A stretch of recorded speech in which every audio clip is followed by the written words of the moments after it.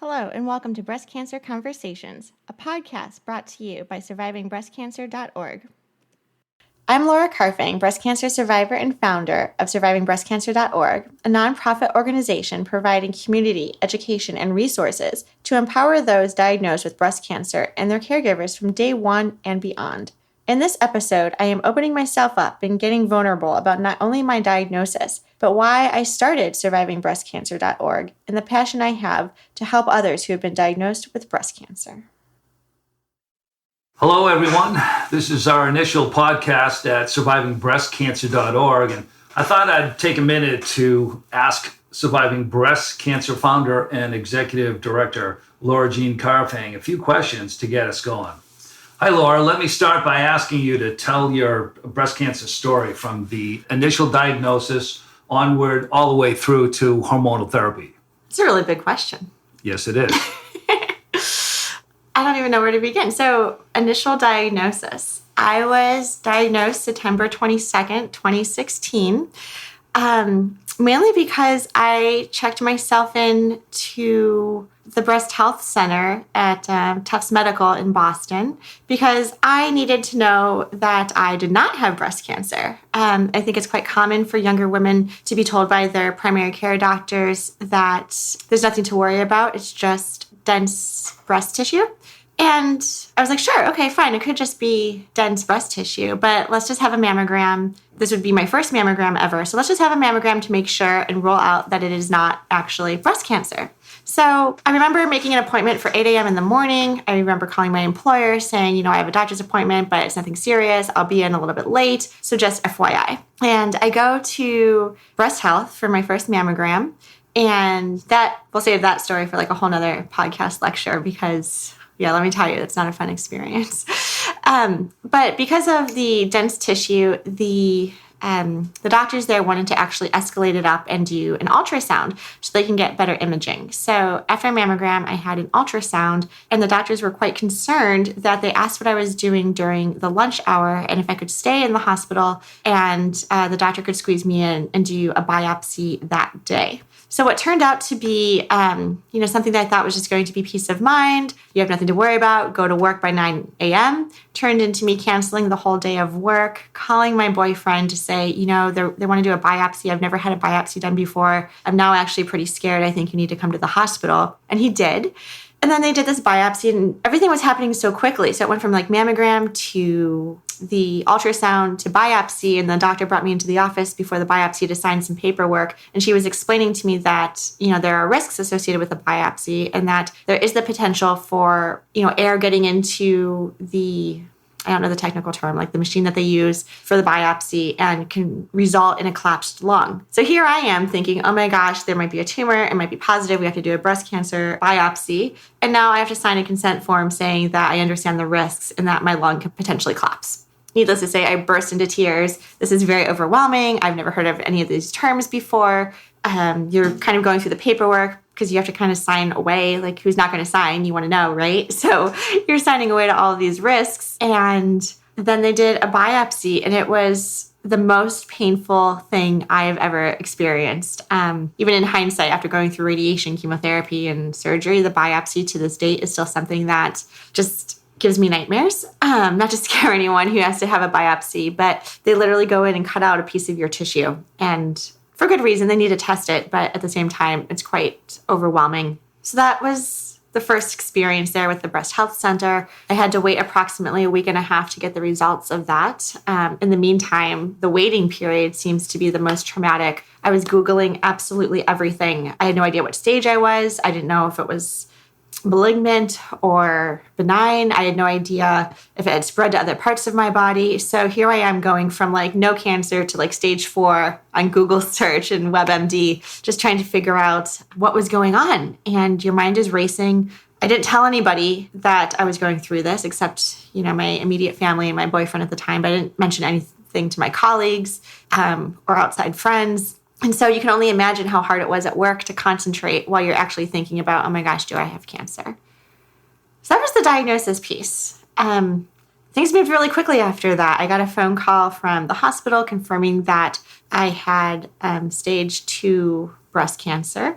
stage 2B, I believe. And they wanted to bring me in like next week to get a port placed to start chemotherapy immediately in terms of neoadjuvant chemotherapy, which is chemotherapy before surgery with the hopes of getting a 100% complete response rate, assuming that I would be able to like shrink this tumor size so that I'd be eligible for potentially a lumpectomy.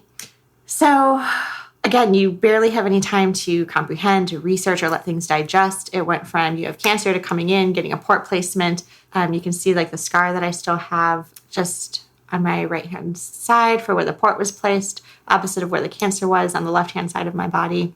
And before you knew it, I was back at the hospital getting 5 different types of chemotherapy drugs. I was on the ACT treatment. So I will link below to all of the actual chemotherapy drugs so I can get the spellings correctly and the effects of them. I was also on Herceptin for 12 months that I was receiving every 3 weeks, as well as Perjeta.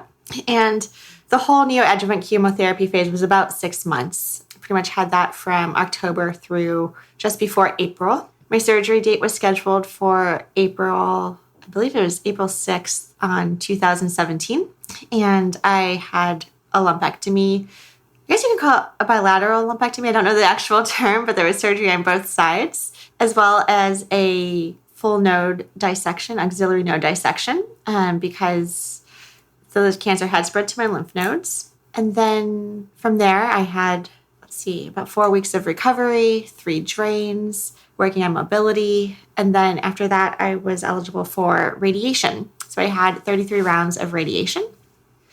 After that, given the fact that I did not have a 100 complete response rate to the chemotherapy, after getting more CT scans and bone scans just to confirm where my cancer was and how I was responding to the treatment, my oncologist recommended going back on chemotherapy, but this time it would be an oral chemotherapy called Xeloda or capecitabine. So I was on that. It was a pill I took 3 times a day for 6 months. And I was back at work full time, still while on this chemotherapy, and it was hard. I think sometimes we get into our minds that, you're just taking a pill, you're taking a vitamin, you're taking something, and you're not like sitting in an infusion chair. But over time, the first month wasn't so bad. But by the time I was getting to month 3, 4, and 5, and 6, oh my gosh, I was responding to the treatment in the sense of getting real redness in my hands and my feet, and was real susceptible to developing blisters. And my understanding is that because this oral chemotherapy was going into my bloodstream, any sort of impact or friction would cause the capillaries to break and the chemo actually burning through and resulting in like blisters on the skin. So as someone as active as myself, this prohibited me from exercising, from running, from jumping, any sort of high impact. Push-ups were painful because of the redness on my hands. So it was a really low point, I think, for me in where I was, literally about 18 months of treatment, if you think about chemotherapy, surgery, radiation, more chemotherapy. Beginning in January of 2018, I was put on hormonal therapies because my breast cancer is hormonal positive. And so we wanted to reduce the amount of estrogen in my body. So I was diagnosed at 34 in 2016. Now I'm 36 in 2018. And that's premenopausal, right? Like I still have hormones and all of that good stuff and estrogen in my body, but I was medically induced into menopause. I receive a Lupron shot every 3 months to suppress the ovaries. While I was going through chemotherapy, I was actually on Zoladex, which was a shot I would get in my stomach, I think almost every week to also suppress the ovaries during that time of treatment.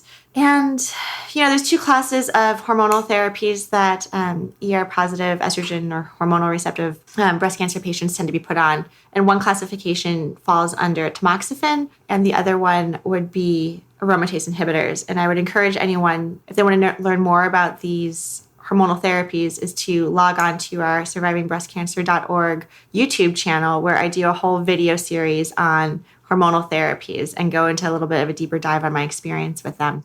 But after a consultation with my doctors, we decided to go on letrozole, which is the hormonal therapy that I'm on, plus a Lupron shot. And given my age and my cancer type, I'm going to be on this for probably the next 10 years. So that brings us up to date on where I am with treatment and survivorship and life after diagnosis. Well, that's an incredible story, and obviously it's full of complex issues and decision making. So, can you speak? I know you've touched upon that basically with regards to your relationship with your oncological team, but also speak to how much research that you did. I know you touched upon it in your podcast here, but just to speak a little bit more about self-advocacy. Yeah, great question. And I feel like there's two different camps here too. I feel like everyone's going to tell you to advocate for yourself and you are your own best advocate. So I echo that. You know your body best. The doctors are experts in their fields, but at the end of the day, you understand the changes in your body. You have to advocate for yourself. You know when you're not actually feeling 100% or normal. So going back to the onset of my diagnosis, I was not going to settle for the explanation that I had nothing to worry about and it was just dense breast tissue. I was like, no, I know my body and something actually feels a little weird. This is a little not normal for me. So let's just get that verified. And thank goodness I did, because we were able to catch this at stage 2 instead of something a little bit more aggressive, despite the fact that my cancer was aggressive, but we caught it at a stage 2 level. And then, I was in some support groups as well, talking to other women. And that's when I realized also that while I was a huge advocate in terms of research and Googled absolutely everything and was looking at medical journals and trying to get as much information as I could, I also realized that there's a whole camp of people out there who actually don't want to know. They don't want to Google everything. They do not want to look up the symptoms or the what ifs or could it be this and kind of wrap their head around everything that was happening. And that they really, as they should, put our medical care team on a pedestal. They are the experts, which is great. I agree. But at the same time, too, you need to feel empowered. And when you do a little bit of research, just to know what the options are. A lot of times medical professionals don't utilize layman's terms. So I recommend always coming to your appointments with, if you are fortunate enough to be able to bring a friend with you or a significant other or spouse, it's important to have a second set of ears because this is very overwhelming for the patient. So while you're trying to absorb and listen, it's nice to have a second person there to also reaffirm what is being discussed. I also showed up to every appointment with pen and paper and did not hesitate to say, okay, aromatase inhibitor, how do you spell aromatase? Let me write down these words. How do you spell letrozole? How do you spell Lupron? How do you spell Cytoxan, one of the chemotherapy drugs I was on? So that way I could go home and spend time on the computer and looking this up. And sometimes that would spark additional questions. I think we live in a digital age where we are very fortunate to have access to the internet and you can Google or YouTube and look up absolutely everything. And so oftentimes that would spawn additional questions. And you definitely want to form a relationship with your medical care team where, is there an email address that you can reach out to? Or how do you get in contact with somebody after hours? Because you might want to know answers. Different questions might come up saying, oh, I was researching and I saw X, Y, and Z. How does that relate to me? So just being able to make sure that you have access to your team, I think, is really important. So that's how I feel about the advocacy piece. I want to talk about also your second question about decision-making, because that's a really personal decision as well. So after you go through and research as much as you want to and can and have access to, the decision becomes really hard. And, you want to go to your doctors and your surgeons and your oncologists and say, okay, what do you recommend I should do? What do you think I should do? What surgery options are there? I know I had genetic testing, which was not required, but an option for me. I was going to my family, and genetics is such one of those topics where your health is you until you do genetics testing, because when you get the results of your genetic test, that doesn't just impact you, but that actually impacts your siblings, your family, your parents, and your offspring. So that is just one example of a decision that is no longer, what's the word I'm looking for, a singular experience or decision, but it impacts more than just yourself. And there's some controversy about that. I know a lot of people who do not want genetics testing because they don't want to know. But I did genetics testing. I did not carry the BRCA gene, which is one of the popular genes that increases your disposition to acquiring breast cancer. Had I carried the BRCA gene, we would have gone 100% with a mastectomy versus a lumpectomy. But looking at your options, for example, with reconstruction, if you had a mastectomy, are you going with implants? Are you doing one of the other surgeries where they take tissue from other parts of your body to reconstruct your breast? What other medical and health issues are you concerned about that would impact that decision of what type of surgery you have? I know other women who have also decided to go 100% flat or delay reconstruction. I actually just met with a woman who is going through surgery. She's at Beth Israel, a hospital here in Boston. And literally, she was telling me that she has the option with her mastectomy to get implants that go in front of the muscle tissue. Normally, you have implants when you have like your chest wall and your muscle, the implant goes behind the muscle. And when you have your expanders, that can be quite a painful experience for some people. But now this one doctor here was able to offer an option where the implant actually goes in front of the muscle and behind the skin. And so you're not actually stretching the muscle out. And I thought, I have never heard of that before. And so it's amazing how quickly research is advancing. And, from my surgery in 2017 to her surgery in 2018, there's already this advancement where they place the implant can actually affect your mobility and outcome and pain, et cetera. So I'm definitely going to bring her on the podcast in a couple of weeks to have her talk about her experience with that. But I'm digressing. You were asking about decision making. At the end of the day, I'll just leave you with the note that at the end of the day, it's your decision. When you meditate, when you go to sleep at night, when you look at yourself in the mirror, what are you most comfortable with? And it's great to get opinions. Everyone has an opinion, trust me. But at the end of the day, when you're at peace with your decision, you know you're making the right decision. Well said. All right. Now, from the perspective of caregiving, I know that your partner and your family were wonderfully supportive behind you. Can you speak to that, the importance, the significance, the role of the caregiver, and how that supports you all through your process? Yeah, caregiving. Well, I'm going to start off with a quote that I heard recently. A lot of people say that you're on this breast cancer journey. And when it comes to caregiving and people reaching out, it's okay if there are people in your lives that actually can't go on this journey with you. And when someone said that to me, I was like, that's so true. Like, this is my journey and I don't have a choice. I'm on it. I'm on the train and I'm going forward. But I have to understand and appreciate that not everybody in my life is ready for this journey. And so some people have been part of my journey up until this point. And I have lost acquaintances and friends, people who actually did not know how to respond to the fact that someone in their 30s had breast cancer. They weren't ready to respond. They didn't know how to respond and they distanced themselves, which is fine. There's no animosity about that. Again, not everyone's ready to be on this journey. And then there were people who literally came out of the woodwork, people I never thought cared about me as much as they do or would think about me, came out of the woodwork and were 100% part of this journey and continue to support me in my survivorship, because breast cancer doesn't end when treatment ends. Breast cancer is something that is going to be with me for the rest of my life because of the treatments that I went through. And everyone thinks like your hair is back, you're back to work, you look normal on the outside, but on the inside, there's still a lot of health management that we're taking care of. And you really need a support system of a variety of people to help you go through this. So in terms of caregiving, I think it's a really broad scope.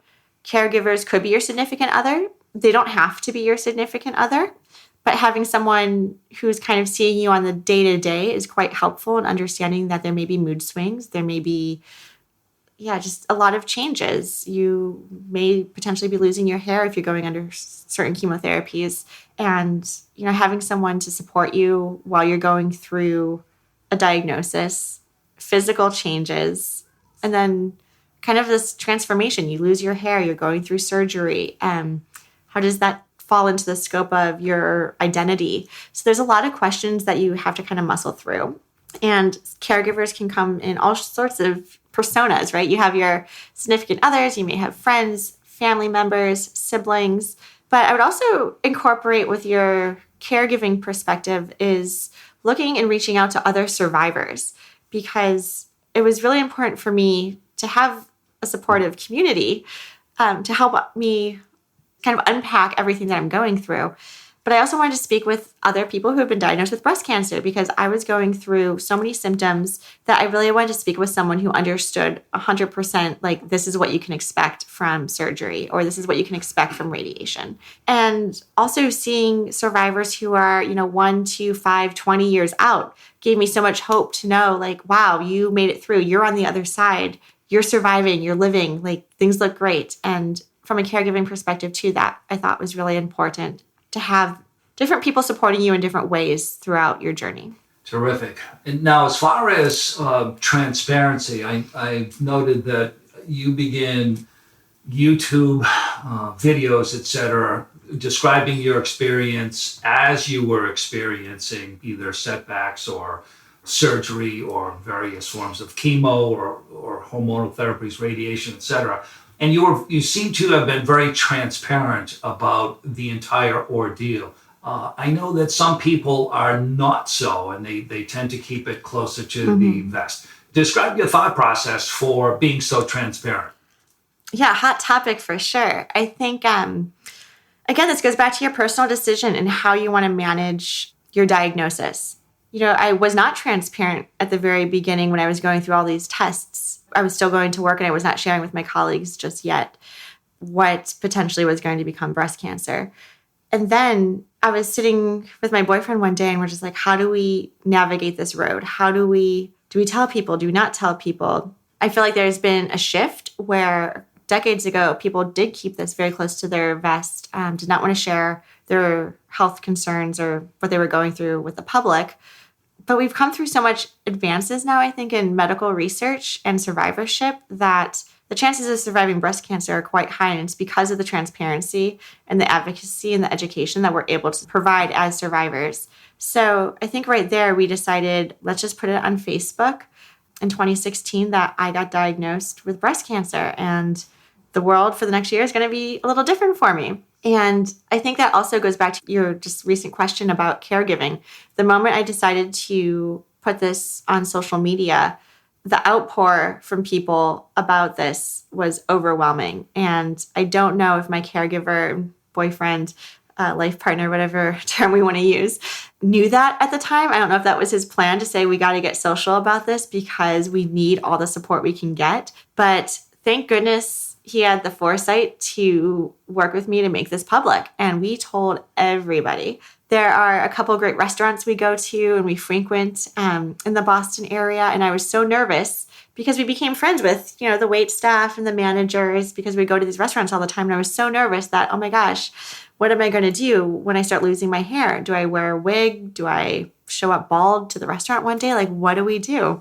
And I didn't know how to tell people I had breast cancer. But I think the role of my caregiver at the time just made it seem so easy. And we would go out and he would tell everybody, it would come up in every conversation. Oh, and Laura here, has breast cancer and she's been battling blah, blah, blah. And he would just take the words right out of my mouth. And then that almost relieved me of that awkward, how do I tell somebody?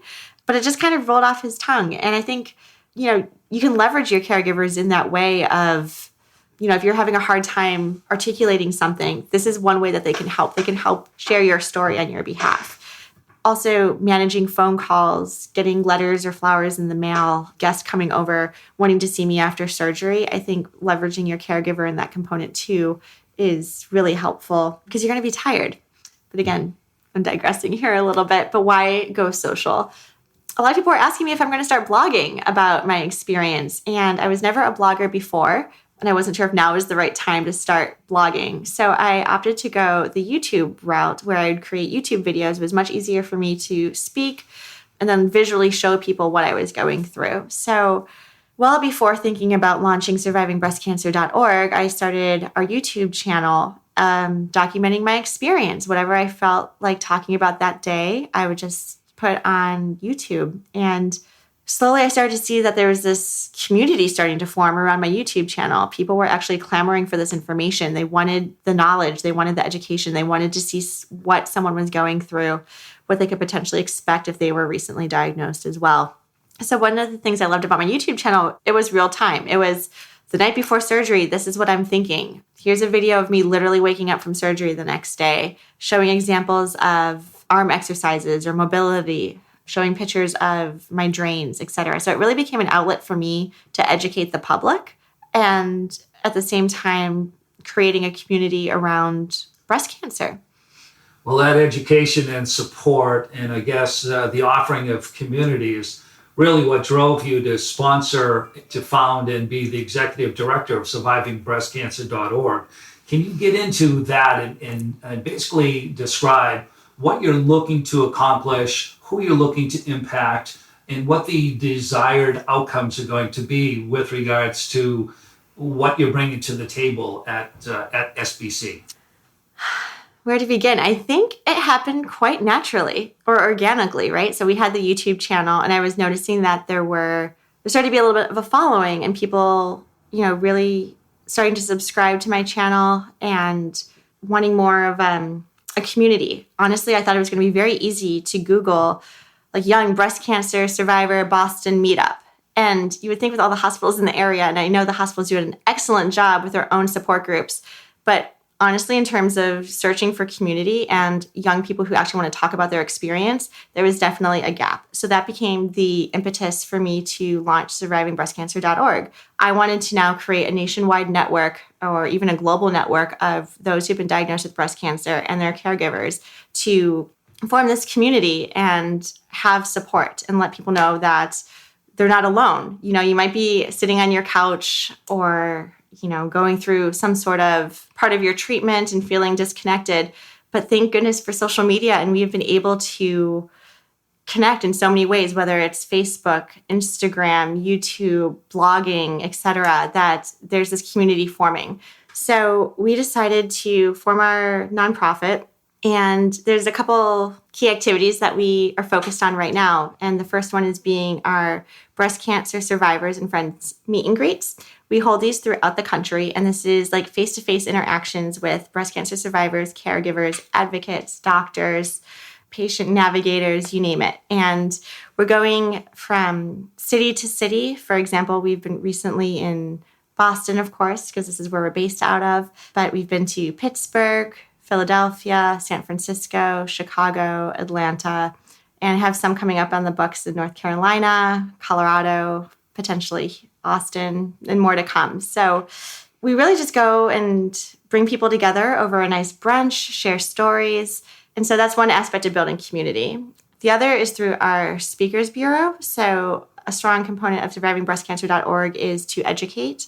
And we travel to various events and speak about breast cancer awareness, early detection, and also survivorship in the different stages of breast cancer as well, especially stage 4, which needs a lot more research and funding to focus on that type of disease. So that's another aspect of what we do. And then finally, the third piece that we're developing is focused on health and wellness and how integrative care can be a complement to your Western medicine treatment. So I think when you think about breast cancer, you go through the natural stages of surgery, chemotherapy, radiation, or sometimes neoadjuvant chemotherapy, as in my case. So yes, that's what the doctors will tell you at the hospital. And so I want to come in and complement that with acupuncture, Reiki, massage, meditation, and yoga as a complement to your care. Research has shown that when you are moving, whether it's any form of exercise, vigorous or walking or stretching,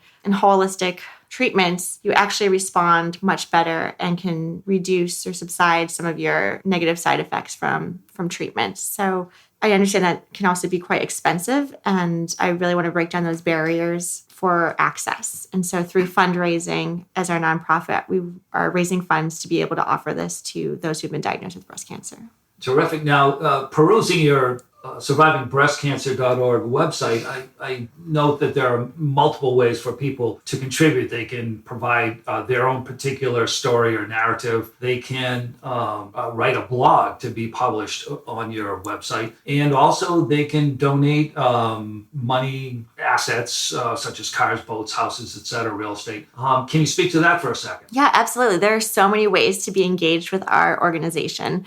The survivor stories and our blog. My overarching phrase is, we're connected through breast cancer, but everyone's experience is unique. And so one of the things I really want to highlight at our organization is that I can share my experience, but it's not just one-sided. So when you come onto survivingbreastcancer.org, you can read other people's stories. People who are diagnosed with breast cancer at different ages are facing different obstacles, anywhere from, someone as young as in their 20s to people in their middle ages who are married with children to older, elderly people who have been diagnosed as well. So everyone has a different phase and are getting different treatments based on their unique conditions. So I think it's really important to highlight the scope of our individuality and how we have come to accept where we are in this journey. And there's no right or wrong answer either. So if you want to share your story, I do find it quite therapeutic to be able to write and share your story and help educate. So we do accept stories, photographs of anything that you're comfortable sharing with our organization.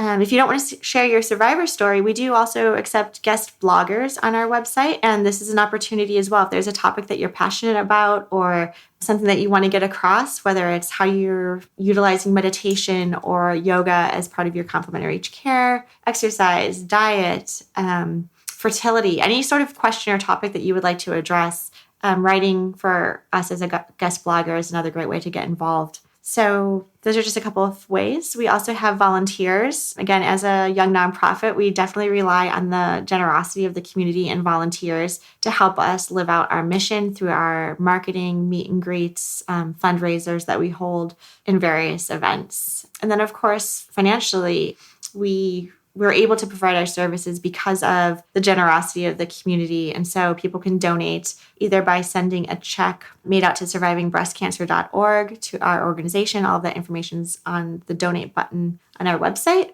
Or you can donate by credit card as well. So there's a lot of ways to support our mission and help those who have been diagnosed. Terrific. Now, in just reviewing this introductory podcast in its entirety, I see at least 24 additional podcasts that will be coming out where we get into specifics with regards to the entire journey.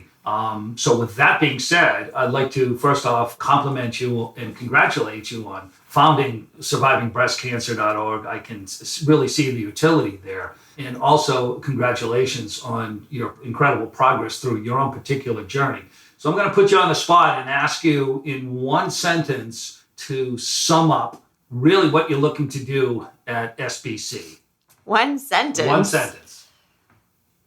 I like to talk, if you couldn't tell already. I don't know how I can do this in one sentence, but I would say as a survivor and a founder and someone who's passionate about helping others, the goal of survivingbreastcancer.org is really to have a positive impact in building community support networks and focus on health and wellness so that we can continue to live a whole and full quality of life. Very well said. Thank you, Laura, very much. Again, that's the founder and executive director of survivingbreastcancer.org. I'm William LaFerrier. I'm a board member and business development manager for SBC. For those of you listening, there are so many ways for you to join our community. Be sure to check us out on Instagram at survivingbreastcancer.org, all one word. Never miss a beat by following us on Twitter at SBC_ORG and searching for our YouTube channel, Surviving Breast Cancer. Thank you for subscribing to our podcast, and we will see you again next week. Until then, continue smiling and celebrating life.